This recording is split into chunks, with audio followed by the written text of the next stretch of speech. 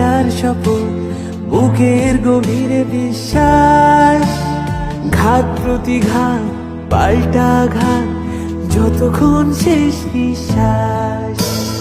ওই দেখো পূব আকাশে লালে লাল, নতুন সকাল দেখো কমরে। যুদ্ধটা যদিও বা শেষ হয়, লড়াইটা জারি রেখো কমরে। এখনো অনেক পথ হাঁটা বাকি হয়তো, এখানেই সব শেষ নয় যেন বন্ধু। আমাদের চোখে নতুন ভোরের স্বপ্ন, রাত্রির পথ হোক না যত বন্ধু। এসো হে বন্ধু, গানে গানে বলা যাক না, ছড়িয়ে দেব সে শিকল ভাঙার মন্ত্র। আমার চেতনা এখনো ভোলে না বলতে, রাষ্ট্র সে তো এখনো শোষণ যন্ত্র। আমার দেশেও সকলে খেতে পায় কি বন্ধু, এ দেশ তোমারও, তুমি কি ভাবছো? সময় চলছে সামনের দিকে চলবে, জানালার কাছে বৃথাই করেছো মাত্র। এখনো অনেক পথ হাঁটা বাকি হয়তো, এখানেই সব শেষ নয় যেন বন্ধু। আমাদের চোখে নতুন ভোরের স্বপ্ন, রাত্রির পথ যত বন্ধু। দিগন্তে কারা আমাদের সরাবে, সাতটি রঙের ঘোড়ায় চাপায় চিন। তুমি আলো আমি আধারের আলবে, আনতে চলেছি লাল টুকটুকে দিন। এখনো অনেক পথ হাঁটা বাকি হয়তো, এখানেই সব শেষ নয় যেন বন্ধু।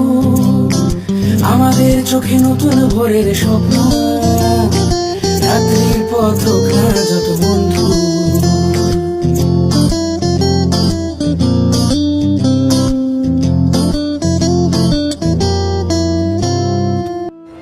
সঙ্গে নাতিকে নিয়ে এসেছি একটা কারণে, যে আমাদের বয়স প্রায় শেষের দিকে। এই সমাজটাকে সুস্থ রাখার জন্যে, মানুষ যাতে সুখে এবং শান্তিতে বসবাস করতে পারে, তার জন্যে আমি নাতিকে শুধু শিখিয়ে দিতে চাই যে অন্যায় অবিচার অত্যাচারের বিরুদ্ধে লড়াইটা তোমাকে শিখতে হবে। আমার জন্মের পর থেকে আমি আমার দাদুকে দেখতে পাই যে একটাই পতাকা, একটাই ঝান্ডা ধরে আছেন। তিনি কমিউনিস্টের মার্ক্সবাদীর ওপরই বিশ্বাসী। তিনি আমাকে শিখিয়েছেন যে কিভাবে রাজনৈতিক করতে হবে, কিভাবে রাজনীতিতে আসতে হবে, কিভাবে প্রতিবাদ করতে হবে। না ইনসাফের বিরুদ্ধে ইনসাফ চাইছি। আমাদের দেশে 2019-এ সুপ্রিম কোর্ট রায় দিয়েছিল রাম মন্দির তৈরি করার। কয়েক মাসের মধ্যে রাম মন্দির তৈরির কাজ শুরু হয়ে গেছিল, কদিন পরে উদ্বোধন হবে। আর 2016-এ এই সুপ্রিম কোর্ট রায় দিয়েছিল সমকাজে সমবেতনের। আজ অব্দি সেই আইন চালু হলো না। আমরা চাই সমকাজে সমবেতন। কন্ট্রাকচুয়াল লোক নিয়োগের নাম করে যেন মানুষকে এক্সপ্লয়েট না করা হয়, শোষণ না করা হয়। প্রত্যেকের চাকরি পার্মানেন্ট হোক, প্রত্যেকে ন্যায্য মজুরি, ন্যায্য সার্ভিস টাইপের বেনিফিট পায়।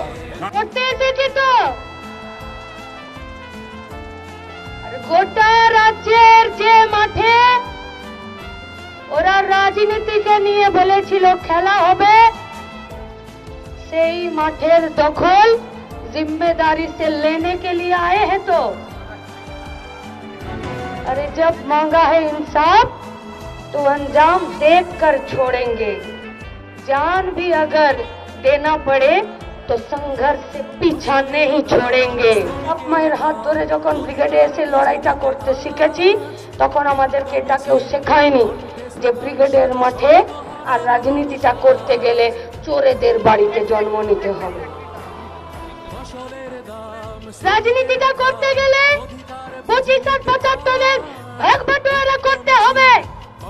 কেউ শেখায়নি, শিখিয়েছে পাশের জনের হাত ধরতে হবে আর এগিয়ে যেতে হবে। মহাবিদ্রোহী রণক্লান্ত, আমি সেই দিন হব শান্ত, যেদিন অত্যাচারিতের খড়গ কৃপান ভুলে গেছি। এই রণভূমে রণিবে না। অনেকে বলে বামপন্থার দক্ষিণ পন্থার মধ্যে তফাৎ কি? খুব সহজ।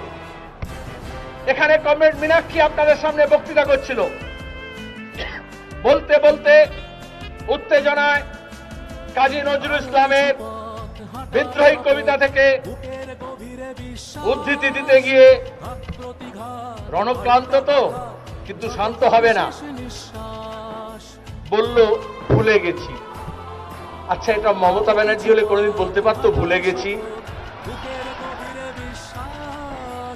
মোদী কখনো বলতে পারে জনসমক্ষে ভুল বলেছি, ভুলে গেছি?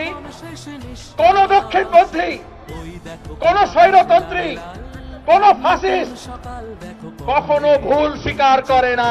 আজ এই বিপুল ব্রিগেড সমাবেশে আমরা সবাই সম্মিলিত হয়েছি।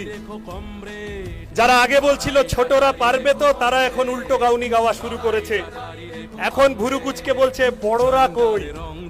আমরা বলেছি বড়রা আছেন, ঠিক আছে, लेकिन बाप को हाथ लगाने से पहले बेटे से बात करना पड़ेगा।